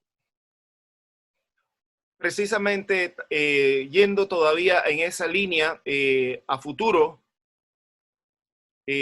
Tomás Sánchez nos pregunta qué mecanismos pudieran aplicarse para evitar el sobrecosto en las contrataciones, tanto en tiempo ordinario, en tiempo normal, como ahora en tiempos de COVID. Es interesante. Fíjate, porque yo te hablaba de estudio de mercado. A veces cuando yo trabajaba en compra, yo veía que alguna gente decía de que, bueno, vamos a comprar esto. Ah, esta compra la hicimos hace 3 años. Búscate el pliego de cargo que hicimos hace 3 años y cae encima. Pero si tú lo que vas a comprar es equipo, los equipos se actualizan constantemente. Y a lo mejor el equipo... ¿Aló? Dele. El equipo de hace 3 años ya no está en el mercado. Ahora hay otro equipo con otras características. Entonces yo tengo que hacer un estudio de mercado. De qué es lo que hay, qué es lo que quiero comprar, qué es lo que hay en el mercado, cuáles son los costos de mercado. Pero yo llamo la atención a algo. No todas las empresas que hay en la República de Panamá quieren contratar con el Estado panameño, ¿sí? Y quizás las empresas que definitivamente me podrían vender un mejor producto a un mejor precio, simplemente no contratan con el Estado. por todas las deficiencias que históricamente ha tenido el Estado en pagar. ¿Sí? Para bien o para mal, en pagar. ¿Sí? Que el Estado paga bien, sí, pero demora.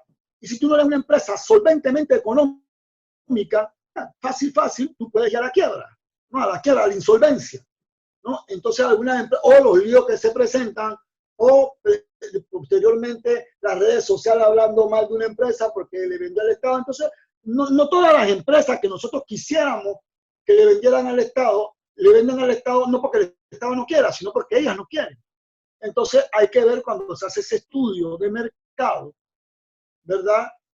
Al final del camino, de pronto a quién yo consulto y quién es contra el Estado. La otra cosa que yo recomendaría, ¿verdad? Y siempre he venido insistiendo, en que nosotros no llevamos expedientes. Tú sabes, cuando tú trabajas gestión de calidad, te dicen, conoce a tu proveedor. Porque de tu proveedor depende el éxito de lo que tú haces. Entonces nosotros en el Estado no llevamos expedientes de buenas experiencias y malas experiencias. ¿Ya? Entonces eso es importante porque así también yo puedo ir llevando pesos y contrapesos y quizás en mi pliego de cargo va a poner como una restricción buenas y malas, y que tenga buenas experiencias o que no tenga malas experiencias, porque a veces lamentablemente algunas instituciones se quejan de que esta empresa siempre se gana los actos públicos, pero siempre es un lío, siempre nos queda, pero se ganan los actos públicos, porque tú no tienes ninguna restricción que diga que por las malas experiencias que hemos tenido con esta empresa no califica. ¿Ya? Entonces tenemos que ir viendo eso. Lo que pasa es que a veces cuando nosotros modificamos la ley de contrataciones públicas, ¿quiénes la modifican? Los que están en cuarto refrigerador, los que nunca han tramitado compra y no saben los problemas que tiene la gente de compra o no sabe cómo se hacen las cosas dentro de las unidades de compra y proveeduría. Entonces, al final del camino, hombre, yo si quisiera modificar la ley de contrataciones públicas, yo me reuniría con los jefes de compra, haría auditoría, entrevistas con los que trabajan en compra, con los abogados de compra, para ver dónde están los problemas, porque ellos son los que viven día a día los problemas en las compras del Estado. Igual y te repito, yo no me resigno a aceptar que el Estado compra lo que sea, el Estado compra lo que pide. Y si el Estado pide calidad, comprará calidad. Así que para mí, tú puedes modificar ahí como tú quieras, pero lo fundamental está en el pliego de cargo. ¿Y quiénes confeccionan el pliego de cargo? La gente. ¿No? Entonces, ahí está el problema, en la gente. Tenemos que cambiar el chip a la gente. Tenemos así como la gente se vestía con la camiseta roja cada vez que juega la selección nacional. Es que la gente se ponga la camiseta roja cada vez que compra para el Estado. Es para todos nosotros y es con la plata de todos nosotros. Ese es el problema. Mira, es interesante lo que has comentado y bien tocaste en la conferencia aquello de toda la situación que se está dando a través de COVID y por decreto de emergencia. La siguiente pregunta, Evelyn Solís nos está diciendo que hasta dónde es legal que el órgano ejecutivo suspenda una licitación ya adjudicada mediante el procedimiento especial por el estado de emergencia sobre la base de supuestos sobrecostos. ¿No debería existir un procedimiento especial para impugnar dicha contratación por tratarse de un estado de emergencia susceptible de impugnación? Bueno, depende si fue el Estado que lo suspendió o fue la institución, la empresa que renunció, que dijo yo no puedo. Y lo de contrataciones públicas prevé, que no te lo tiene el estado de emergencia, pero prevé forma de incluso una vez adjudicada, da por terminado, con los correspondientes daños y perjuicios que hay que pagarle a la empresa de todo lo que se ha gastado en la presentación de su propuesta, etcétera, ¿no? Así que, pero definitivamente esas son cosas que no deberían pasar porque tú hiciste un estudio de mercado y porque tú llevaste el proceso de la mano con tu unidad. Ponte, vamos a hacer más claro. Si yo soy el Ministerio de Salud y yo tengo que comprar los ventiladores, ¿quién me pide los ventiladores? Hombre, de pronto se me ocurre, perdón si no es así, la gente de cuarto de urgencia. ¿Sí? Me hacen la requisición, fíjate que nosotros, o el comité de los muchachos que están asesorando gratis, necesitamos esto. Ok, me hace la requisición, buscamos la partida y listo. Después, yo quiero saber, bueno, de todos los ventiladores que hay, yo me imagino que hay distintos tipos de ventiladores. ¿Cuáles son los ventiladores que usted dice que tenemos que comprar? Ah, que tengan estas características. Perfecto. Entonces yo eso es lo que voy a poner en mi pliego de cargo, en mi término de referencia. Estas son las características del ventilador que yo quiero comprar. Ah, listo. ¿Cuántos necesitamos? Se me ocurre, hombre, ¿sabes qué? Acabamos de abrir el hospital modular y el hospital modular tiene 100 camas y necesitamos un ventilador para cada cama. Se me ocurre, yo no, esto a lo menos es mentira, se me ocurre. Ah, ok, 100 ventiladores. Ya establecimos, buscamos un precio de referencia en el mercado. Y yo te digo, el precio de referencia es X. Pero cuando yo solicito las cotizaciones, ninguna empresa cotizó. ¿Da derecho la suspensión decretada al contratista a solicitar prórrogas o adendas económicas al contrato? Eso lo formula Catherine Durán.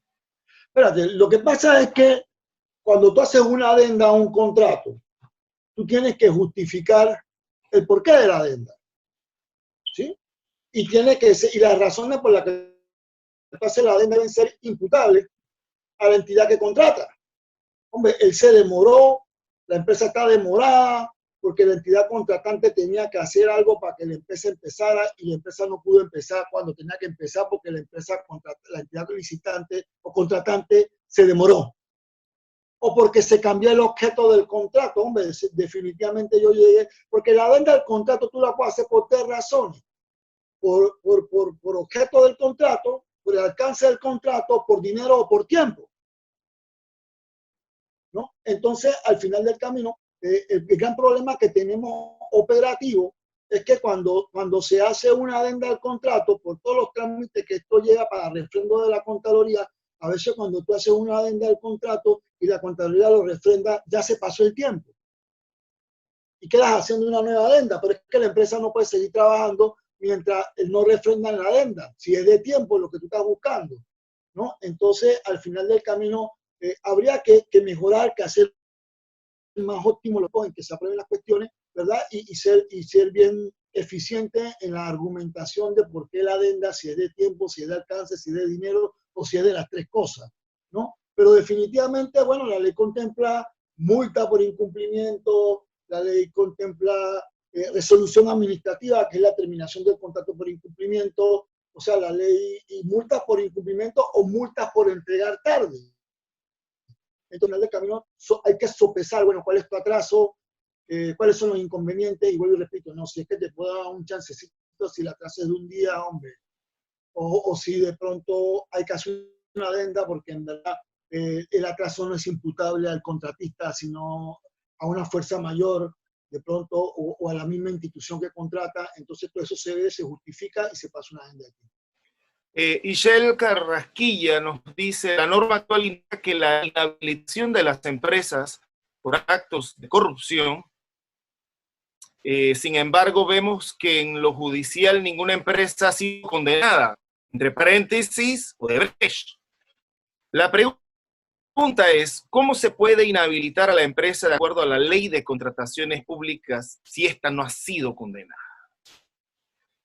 No se puede. No se puede. Ojo, y yo no me alcanzó el tiempo para comentar, pero por ejemplo yo quería comentar sobre las modificaciones que en el artículo 19 se objetaron por inconveniente los numerales 1, 2 y 3 del artículo. Esos artículos no están en la modificación, esos numerales ya estaban. Entonces, ¿cómo tú vas a objetar por inconveniente 3 artículos que ya estaban? No es que fueron presentados con el proyecto de ley número 10, ya estaban. Y al final del camino, el artículo 19 se refería a las incapacidades para contratar, pero son incapacidades que a lo mejor si tú no estás país salvo, no puedes contratar con el Estado, tienes que ponerte país salvo con la DGI, con la Caja de Seguro Social. Si contratas con el IDAN, tienes que estar país salvo con el IDAN, ¿no? Si tú tienes una inhabilitación, mientras dure la inhabilitación, tú no puedes contratar con el Estado, mientras dure la inhabilitación, ¿no?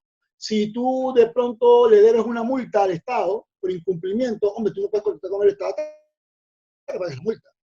Así que, nada, si la empresa no ha sido condenada, o sea, no porque no haya sido condenada, puede ser que yo terminé la relación contractual por incumplimiento. Si yo termino la relación contractual por incumplimiento, obviamente eso viene acompañado de una inhabilitación. Entonces, entonces ahí sí, aunque la empresa no sea corrupta, simplemente no cumplió con el contrato, se puede inhabilitar, ¿sí? Pero por corrupción, acuérdate que la vía administrativa no ve los casos penales. Eso lo ve ya el Ministerio Público y lo ve el órgano judicial. Si el asunto es por corrupción, cuando el juez sancione a las personas, entonces la sanciona con una pena de prisión y con una pena accesoria de inhabilitación para ejercer cargos públicos o para contratar. Entonces ahí estaría inhabilitado por el tiempo que dure la inhabilitación declarada por el juez. Yo sé a qué se refiere. La pregunta es que en la modificación de la ley de contrataciones públicas se establecía que las empresas que hubieran hecho acuerdo de pena, que no podían contratar con el Estado. No, el Ejecutivo la objetó por inexequible. Ni siquiera la objetó por inconveniente, por inexequible. Y la ley me hablaba, de pronto, y parte del sustento que yo recuerdo, me hablaba de que los empresarios extranjeros y nacionales son iguales ante la ley, que no termino de entender. Me hablaba del derecho al trabajo, que no termino de entender. Me hablaba sobre el derecho a ejercer. O sea, al final del camino, cuando tú haces un acuerdo de pena, es porque tú estás reconociendo que eres culpable de los delitos o de parte de los delitos que se te imputaban. Entonces tú lo que estás haciendo es que en lugar de ponerte tantos años, te pongan menos y que esos menos puedan ser conmutables a vía multa, ¿no? O sea, tú lo que estás buscando es no ir privado y si vas privado tienes una pena menor, pero no te exime de responsabilidad porque tú estás reconociendo que eres responsable. Tú has escuchado que algunas de las empresas que andan en acto de corrupción y se ha hecho acuerdo de pena, tú has escuchado que han denunciado a algún empresario, que han dado en un empresario para decir que eso valida el acuerdo de pena. No. Entonces, al final del camino, no. O sea, ya había que entrar a modificar el Código Penal, a modificar las normas penales, porque ahí sí estamos hablando de delitos. Esto no tiene nada que ver con trámites administrativos. Obviamente, si la norma penal inhabilita, entonces en la parte administrativa ya el hecho de estar inhabilitado no te permite contratar con el Estado. Tienes una incapacidad legal para contratar con el Estado. Ahora yo entiendo que sumando lo que dijo el Ejecutivo fue que, o sea, tú no podías, por un acuerdo de pena, y hablaba hasta de la presunción de inocencia, pero si había ese acuerdo de pena ya reconocí, ya no hay ninguna presunción, ¿no? Pero bueno, lo que sí me parecía de pronto un poco, sí, está bien, me parece bien, es que tú no podías dejar abierto de que por toda la eternidad, si hiciste un acuerdo de pena, no puedes contratar con el Estado. Porque si en la materia penal, si te condenan, te indan por un periodo de tiempo, no por toda la eternidad, ¿no? Y que al final del camino, quienes cometen los delitos son las personas y no las empresas ficticias. Habla aquí la delgado, ¿no? Pero, y de pronto, si tú lo tienes en la ley, pero si la gente que tiene una empresa X, la empresa X fue condenada por corrupción y no me aprobaste la norma que decía que no podían contratar con el Estado, la misma pena lo va a inhabilitar y entonces pasará a veces años que no puede contratar con el Estado. Y es por la vía penal sin necesidad de que haya modificado la ley de contrataciones públicas. De verdad que, Alcibiades, hay muchas interrogantes. El tema de por sí es extenso. Podríamos quedarnos prácticamente todo el día haciendo preguntas y respuestas y nada más dentro del tema COVID. Así es. Nada más dentro del tema COVID. A nombre de YUS y también de Isaiah Universidad, te agradecemos tu tiempo. Hemos tenido el inconveniente de la batería, pero bueno. Lo pudimos solventar. La recuperación fue buena, Alcibiades, y te lo agradecemos de verdad tu compromiso. Aplicamos el procedimiento de estado de emergencia, de compra en estado de emergencia. Ese fue rápido. Tu compromiso para con nosotros y sobre todo para aquí hay muchos estudiantes, también hay docentes y profesionales del derecho, y yo sé que nos hemos quedado cortos con muchas preguntas porque se generaron bastantes preguntas. Por ejemplo, ahí estaba también el tema de, en un estado de emergencia, ¿cuál puede ser cómo se puede considerar un margen o porcentaje para decir que estamos en una compra de sobrecosto? El estudio de mercado. El estudio de mercado, porque la ley de contrataciones públicas, aunque no lo apliques aquí, en la ley de contrataciones públicas también está el concepto de honorosidad, ¿sí? Y de pronto aplicando el concepto de honorosidad, que es el 10%, o sea, si yo quería comprar, le aumento hasta el 10%. Entonces, pero por eso te digo que importante es la documentación del expediente, porque si yo he hecho varios intentos, yo estoy claro que en Panamá hay empresas que venden eso, pero si yo después que hice mi estudio de mercado, el estudio de mercado real, ahora, no ayer, no antes de ayer, ahora, y pronto las empresas no participan porque el precio es muy bajo, entonces yo tengo que ir actualizando mi estudio de mercado y ver cuál es el precio de mercado, ¿no? Ahora, hoy en Panamá, ¿cuál es el precio de mercado? Y en virtud del precio de mercado yo establezco mi precio para mí, de referencia. Entonces yo no debo comprar más allá de lo que la ley, aunque no es el caso del procedimiento, pero no debería comprar más allá de lo que la ley me permite frente a honorosidad, salvo de que el precio de mercado de que dice son empresas que no le venden al Estado, y entonces trato de hacer un estudio de mercado con las empresas que sí contratan con el Estado. Pues. Porque si yo le digo a tu empresa, oye, véndeme, pues si tú vendes bien, y tú me dices, no, yo no te quiero vender. Entonces, como el contrato público es un acuerdo de voluntades y el Estado no puede obligar a nadie a contratar con el Estado, entonces tú tienes que hacer negocio con quienes quieren hacer negocio con el Estado. ¿No? Te escuchamos, Alcibiades, te escuchamos. Sí, así que es eso, ¿no? Pero vuelvo y repito, a veces yo me hago la pregunta, cuando me ha tocado defender a jefes de compra, y le hacen auditoría de hace 5 años, compra hace 5 años, y me dicen los auditores de Contraloría que el precio de mercado hace 5 años de ese producto era tanto y por eso la compra fue onerosa. Pero ¿cómo me obtuviste el precio de mercado? De hace 5 años. ¿De las empresas que no le venden al Estado? ¿No? Porque si yo cumplí con todo el procedimiento y yo le vendí a la empresa que me ofreció el precio más bajo y en mi estudio de mercado yo logré justificar para determinar mi precio de referencia que este era el precio y la empresa que yo le compré estaba dentro de los márgenes, entonces ¿de dónde está el sobrecosto? Si el pliego de cargo lo hace de manera unilateral el Estado, o sea, la institución, ¿no? Alcibiades, en ese punto, y ya para terminar, porque no queremos prolongar esto más, ¿cuál es el rol que tiene la Contraloría de la República en estos temas? Y sobre todo ahorita mismo, con las contrataciones directas en COVID. ¿Cuál es el rol que tiene la Contraloría? Fiscalizar, pero más allá.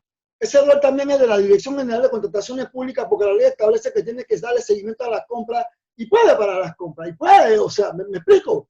Pero y la Dirección General de Contrataciones Públicas tiene la capacidad, tiene el personal, tiene los recursos para darle seguimiento a todas las compras que hacen todas las instituciones a nivel nacional, para verificar si está bien, si no está bien, ¿no? Y la Contraloría, claro que sí, en su control, que aquí es posterior, cuando va a refrendar, perfectamente la Contraloría puede decir, como he escuchado que el Contralor en algunas compras ha dicho, eso yo no lo voy a firmar.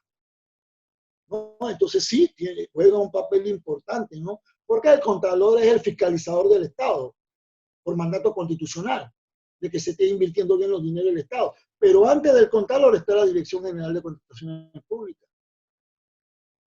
¿No? Entonces, pero al final del camino, si le seguimos dando funciones a la dirección y le seguimos dando funciones, porque ahora en la nueva ley se le dan más funciones y tú no le das más recursos, entonces hasta dónde la dirección puede tener la capacidad de cumplir con todas las funciones que tú le estás asignando por ley.